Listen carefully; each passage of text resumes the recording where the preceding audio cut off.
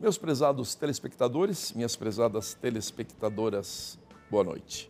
Ele acaba de ser agraciado com o Prêmio Excelência Parlamentar como um dos 3 melhores integrantes da bancada paranaense na Câmara Federal, na avaliação promovida anualmente pelo site Ranking dos Políticos, uma renomada plataforma independente que acompanha a atuação dos membros do Congresso Nacional.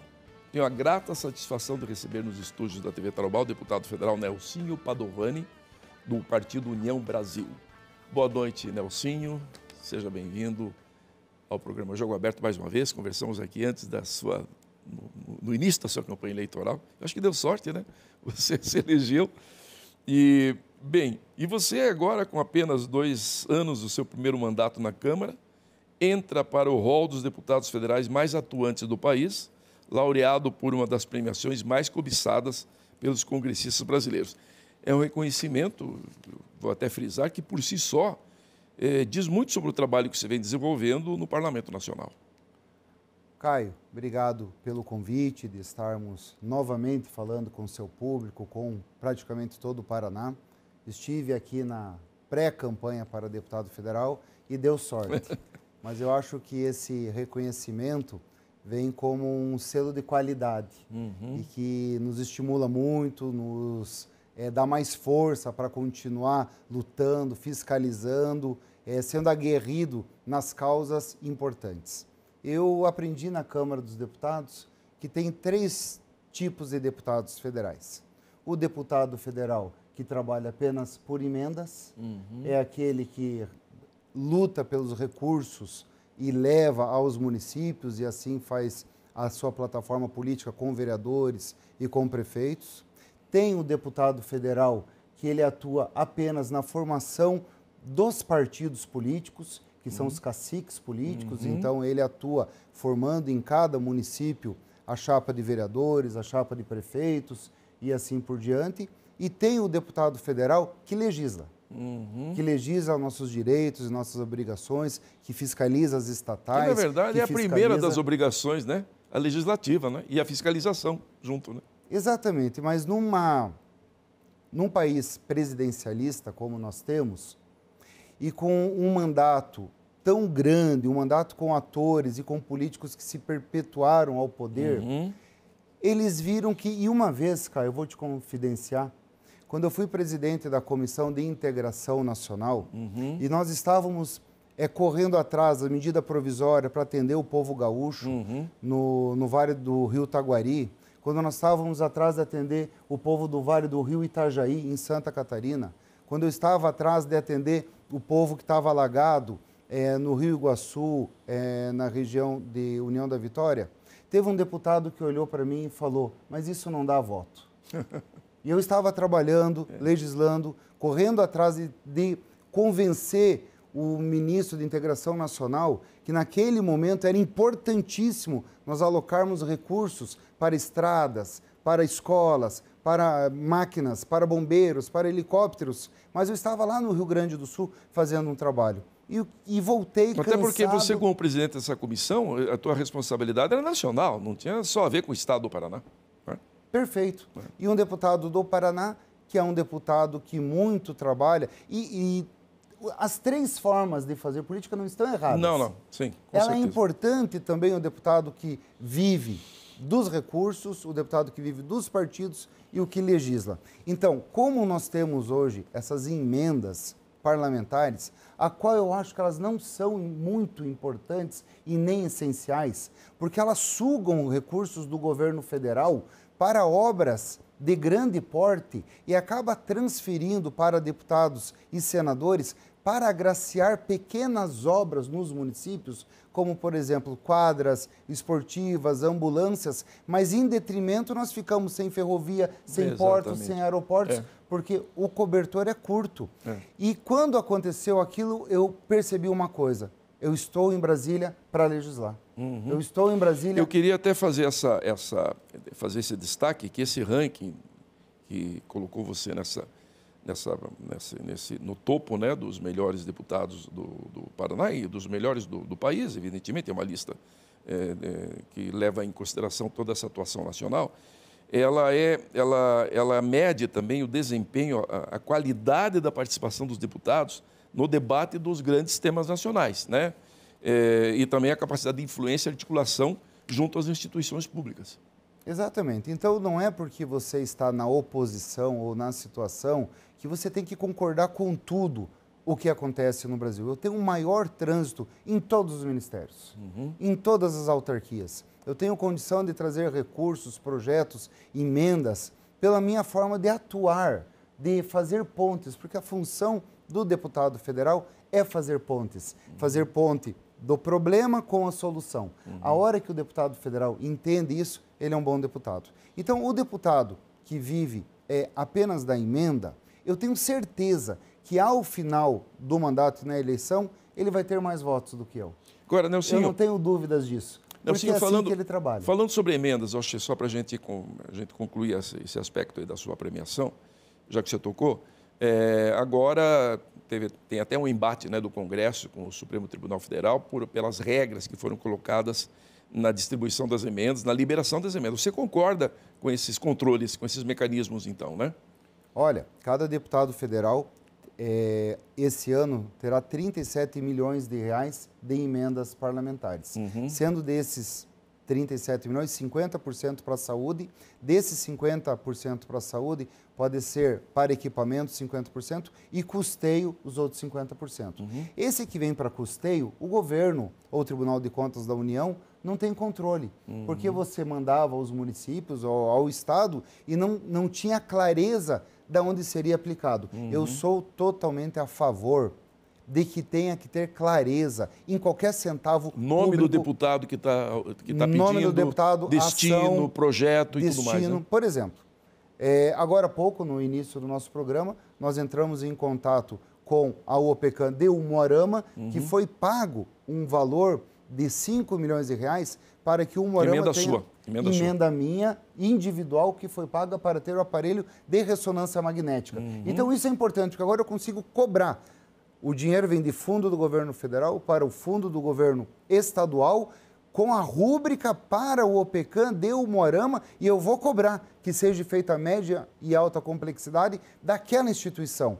O que acontece muitas vezes é que, se não tem a clareza, vai o dinheiro para o governo, seja do cofre estadual ou municipal, e esse dinheiro some no meio do caminho, não por má gestão ou por má fé, não, mas é que paga-se o custeio daquele dia, porque o governo tem muitas contas para pagar, e às vezes cai o dinheiro no caixa do Estado. Ele usa para outro fim, né? Para outro fim.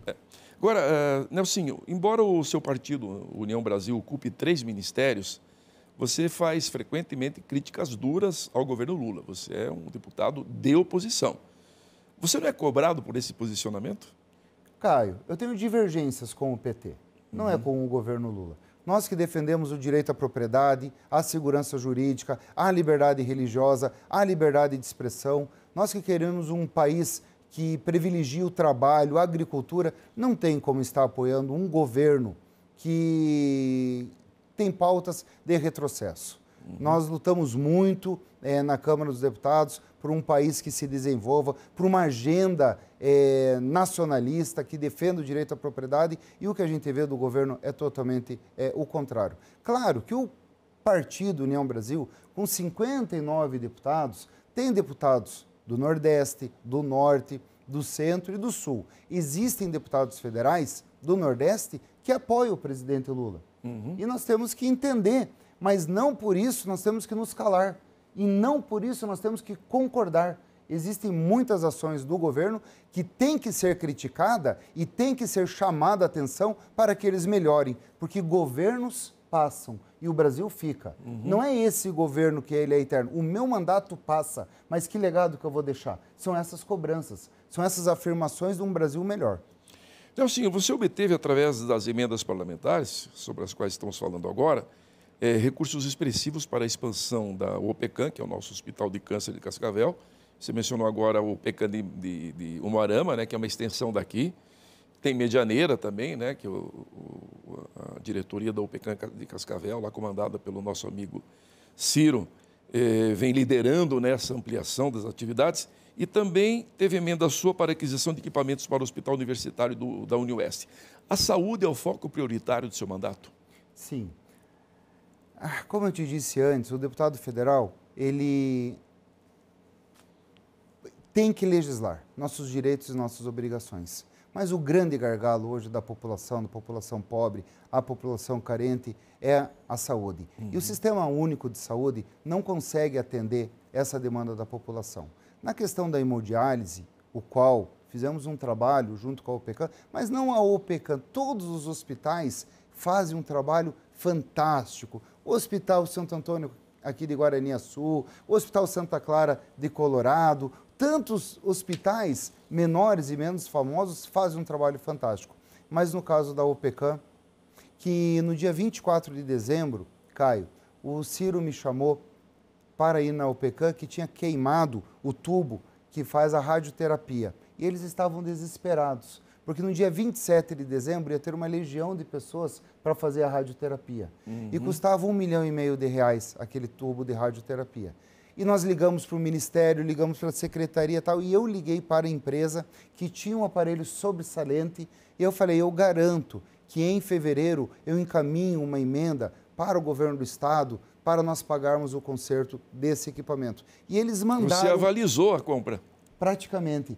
E eles mandaram através do CNPJ da OPECAM, que tinha crédito, mas mandaram um sobressalente. E no dia 27 de dezembro, conseguiram trabalhar e tocar aquela legião de pessoas que estavam fazendo o tratamento, que não poderia ser suspendido o tratamento. Sim. Naquele momento, o Ciro, o presidente, o Furlan, me levaram até lá fora Ciro Creus, né? Ciro Creus, que é o presidente do conselho. Sim.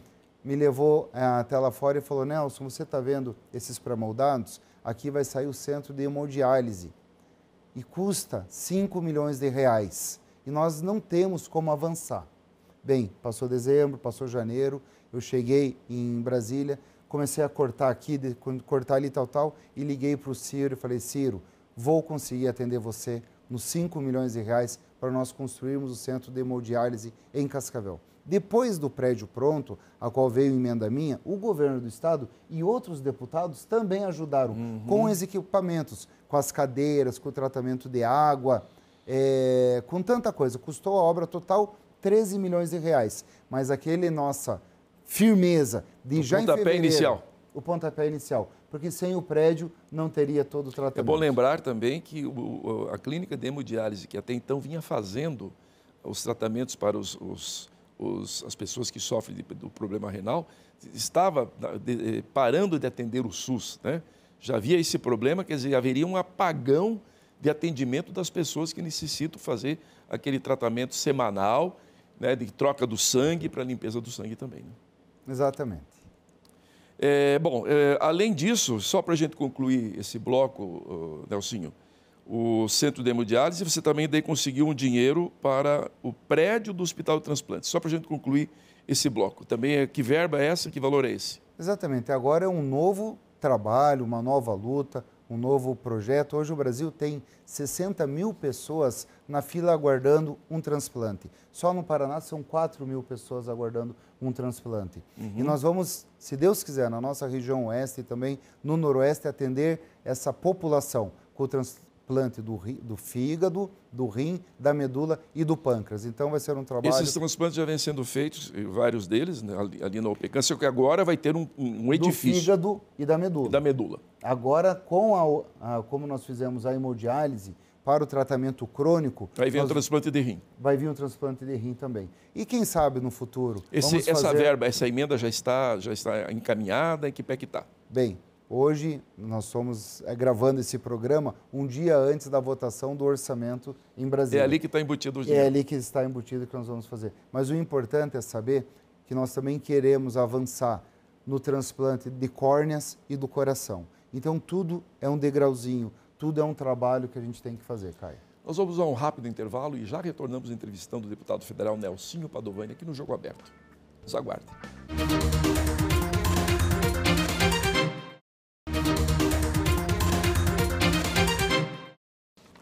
Estou recebendo aqui nos estúdios da TV Tarobá, meu convidado para o Jogo Aberto desse sábado, o deputado federal Nelsinho Padovani. Nelsinho, vamos abordar outras iniciativas suas na Câmara. Tem um projeto denominado Unidades Básicas de Saúde Geriátricas. São específicas para pessoas idosas, é isso? Olha, Caio, a população do mundo e do Brasil não é diferente, estão envelhecendo. A Organização Mundial de Saúde diz que tem que ter um médico geriatra para cada 2.000 idosos. E no Brasil nós temos um médico geriatra para cada 12.000 idosos. Então nós temos que principalmente... E desse espaço enorme, né? Um espaço enorme que nós temos que trazer esses profissionais que têm interesse no atendimento dessas pessoas. Pessoas acamadas, pessoas com demência. Isso será um projeto de lei? Um projeto de lei, não, um programa nacional. Tá. Um programa que eu apresentei para a ministra Nice. Hoje, uma UBS, ela atende praticamente uma população de 4.000 pessoas. Então, a cada 4.000 pessoas tem uma unidade básica de saúde. O nosso projeto diz que na terceira unidade básica de saúde daquele município, ela é geriátrica.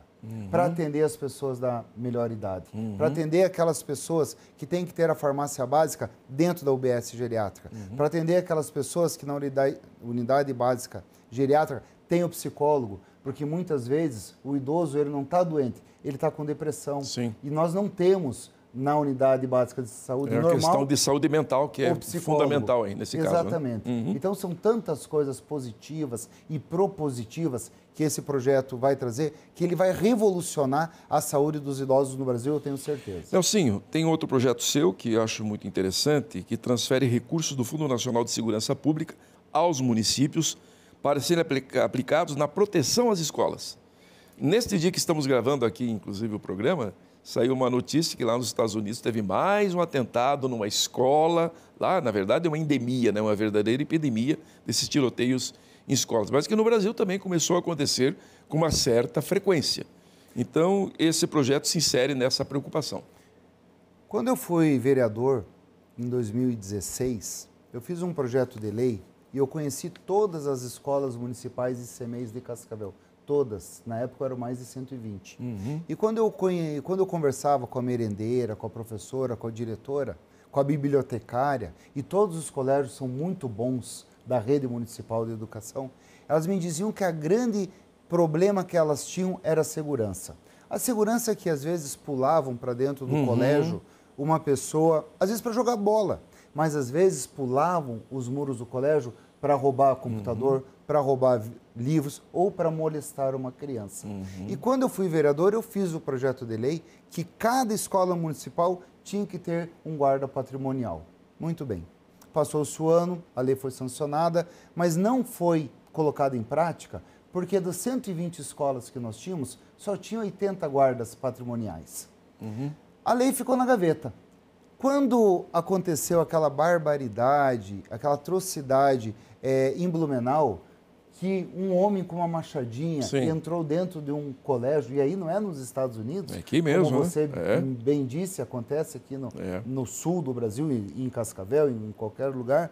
Quando aquela pessoa com uma machadinha entrou numa escola em Blumenau e matou 4 crianças, falaram, opa, Cascavel já tem a lei de que tem que ter a guarda municipal.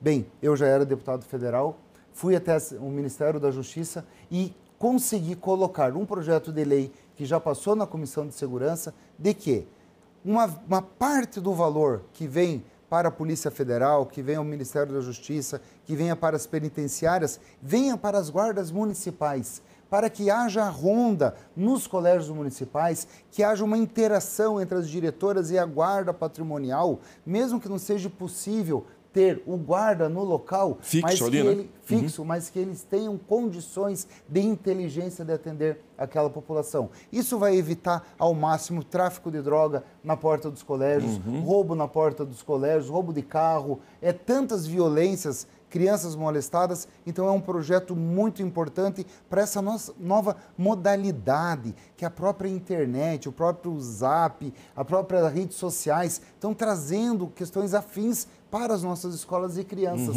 E é uma válvula de escape para as diretoras e professoras ter a segurança pública, que pode ser pública ou privada. O meu projeto diz que pode o professor ou a Secretaria Municipal de educação, contratar a segurança privada também. Nelsinho, o economista Marcos Sintra, que foi inclusive presidente do Banco Central, escreveu o seguinte texto nas redes sociais. Começou como um projeto ideal, o melhor do mundo. Depois um projeto imperfeito, mas excelente. Depois bom, mas cheio de furos. Agora ruim, mas melhor do que o que temos hoje. Logo, logo, descobrirão que é ruim e vai piorar tudo. Ele está falando da reforma tributária. Qual é a sua visão sobre o novo sistema de impostos aprovado pelo Congresso Nacional, que eu já sei de antemão que você votou contra? Dos 30 deputados federais do Paraná, apenas 3 votaram contra. Eu acho o governo federal se apropriou do consumo e o governo estadual do patrimônio. Por quê? O governo federal retirou todo o ICMS, que era estadual, passou para o governo federal, e tirou o ISSQN, que era municipal, e passou também para o governo federal. Isso numa lógica de que dos 5 mil municípios do Brasil, digamos que 3 mil municípios não são municípios empreendedores, como nós temos no sul do Brasil. São municípios, por exemplo, no Nordeste, que tem 17 estados que tem mais pessoas no Bolsa Família do que pessoas registradas com carteira assinada. E tira a competitividade de municípios como Cascavel, Londrina, Foz do Iguaçu, Campinas, Caxias do Sul, que dependiam um pouco do governo federal. Hoje, nós vamos ter que correr atrás do governo federal para trazer esses recursos que já eram nossos. Eu estou muito preocupado e os prefeitos que estão assumindo agora serão os cobaias desses primeiros anos dessa nova forma de distribuição de impostos. Como foi feito na lei, naquela lei que antigamente veio o novo marco de prestação de contas dos governos municipais. Não sabiam como que tinha que ser feito e muitos foram penalizados. Então hoje, eu acho que a reforma tributária, da forma como ela está, com uma alíquota de 28%, nós teremos o maior imposto do mundo. Dentre os países que tem o IVA, né, que é esse imposto IVA valor, que é o imposto único, né, exatamente. O Brasil parece que terá realmente o mais alto, né? O mais alto do mundo. Segundo, perdendo apenas para a Hungria. Agora, o que chama a atenção e até deixa a gente até estupefato, digamos assim... A lei que eu falei antes era a lei de responsabilidade fiscal. Exatamente. Mas o que chama a atenção e até deixa a gente surpreso, estupefato até, é o fato de que, sabendo de todos esses defeitos da reforma, ela passou. Ela passou. Agora, vai ter um período de ajustes aí, né? Ela passou com uma alíquota grande, mas a lei a gente muda, Caio. Sim. Eu não tenho medo da lei. O que nós temos que mudar é o governo. É o governo que vendeu uma ideia para o Congresso e para a sociedade que esse projeto vai solucionar os problemas. Mas se não houver economia na máquina pública, com melhores recursos investidos em prol da sociedade, com que valorize a produção e a produção gere mais impostos, é essa a saída. Se o governo não cortar os números de ministérios, se o governo não cortar que é o corte de gastos pública, que está sendo o governo está tendo que adotar na marra, porque o dólar subiu, a inflação subiu, tudo isso tem a ver com o descontrole do governo dos gastos. Exatamente, só que a proposta que também será votada essa semana do corte de gastos, ele está cortando o corte do recurso que viria para a população. Ele não não parou com a gastança, ele não falou que não vai comprar o avião presidencial, ele não falou que vai diminuir de 40 ministérios para 40, ele não falou que vai demitir os apadrinhados, ele não falou que vai ter eficiência nas estatais. Todas as estatais brasileiras estão tendo prejuízo. Sim. Então, isso ele não falou. Esse é o nosso grande problema. Nelsinho, você é um dos deputados federais mais combativos na defesa do agronegócio, principalmente na questão do marco temporal das terras indígenas. Qual é o desfecho que você prevê para esse embate? Nós estamos vendo aí a maioria, talvez os ministros do STF, né, querendo derrubar o marco temporal aprovado na Constituição de 88, em conluio com o governo federal, que quer também, evidentemente, ampliar as demarcações de terras indígenas, né? Contra a bancada ali no Congresso, a bancada parlamentar da Agropecuária, da qual você faz parte. Como é que isso vai ser resolvido? Eu vejo com muita preocupação a questão de Terra Roxa e Guaíra, onde está se discutindo a compra de terras para a questão indígena na nossa região. Na verdade, a lei originária, a ACO 3555, não foi votada pelo STF.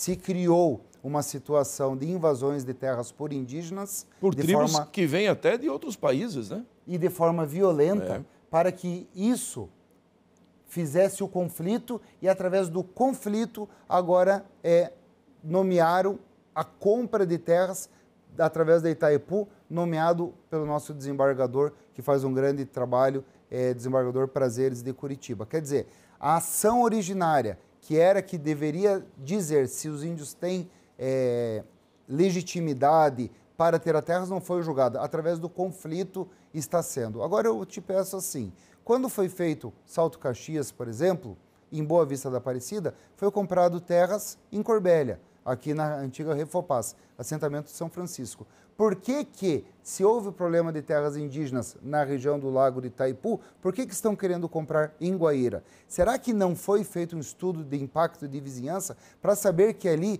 é uma área de fronteira do Brasil? Sensível, né? Será que ali a gente não sabe que a gente está trabalhando sensível e estamos colocando em risco a soberania nacional?